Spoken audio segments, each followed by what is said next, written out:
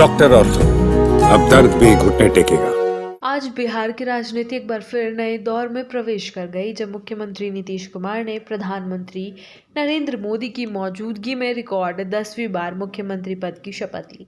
राजभवन में हुए भव्य समारोह में राजनीतिक और प्रशासनिक हलकों की बड़ी हस्तियों की मौजूदगी रही। मंच पर प्रधानमंत्री नरेंद्र मोदी के साथ केंद्रीय गृह मंत्री अमित शाह, बीजेपी अध्यक्ष जेपी नड्डा और कई राज्यों के मुख्यमंत्री मौजूद थे। शपथ ग्रहण समारोह न केवल बिहार की सियासत के लिए महत्वपूर्ण था, बल्कि केंद्र और राज्यों के बीच राजनीतिक तालमेल के संकेत भी देता नजर आया। नीतीश कुमार के साथ कुल 26 मंत्रियों ने शपथ ली, जिनमें विभिन्न दलों के प्रतिनिधियों को शामिल किया गया है। नई कैबिनेट में जातीय, क्षेत्रीय और सामाजिक संतुलन का विशेष ध्यान रखा गया है। खास बात ये रही कि 3 महिलाओं और एक मुस्लिम चेहरे को भी मंत्री परिषद में स्थान दिया गया है। सबसे पहले उप मुख्यमंत्री सम्राट चौधरी ने मंत्री पद की शपथ ली।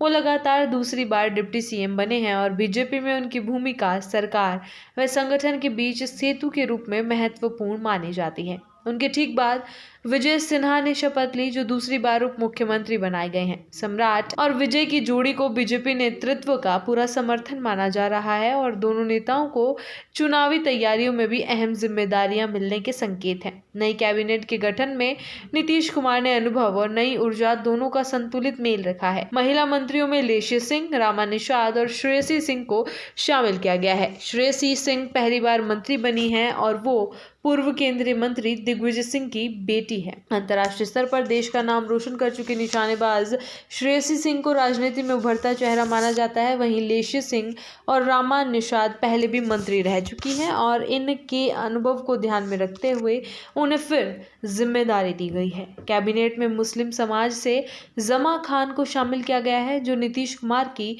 सामाजिक समावेश नीति का हिस्सा माना जा रहा है। नए मंत्रियों में कई नाम ऐसे हैं जिन्हें पिछली सरकार में भी अनुभव रहा है और कई ऐसे भी हैं जो पहली बार सरकार में शामिल हो रहे हैं। मंत्री पद की शपथ लेने वालों में विजय चौधरी, विजेंद्र यादव, श्रवण कुमार, मंगल पांडे, दिलीप जायसवाल, अशोक चौधरी, मदन साहनी, नितिन नवीन, रामकृपाल, संतोष सुमन, सुनील कुमार, संजय सिंह टाइगर, अरुण शंकर, सुरेंद्र मेहता, नारायण प्रसाद, लखेंद्र कुमार रोशन, श्रेयसी सिंह, प्रमोद कुमार, संजय कुमार सिंह और दीपक प्रकाश शामिल हैं। इन सभी को उनके अनुभव, राजनीतिक प्रभाव और सामाजिक समीकरणों के आधार पर चुना गया है।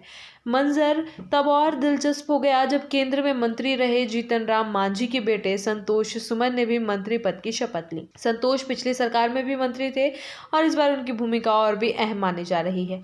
इसके साथ ही पूर्व केंद्रीय मंत्री उपेंद्र कुशवाहा के बेटे दीपक प्रकाश को पहली बार मंत्री बनाया गया है।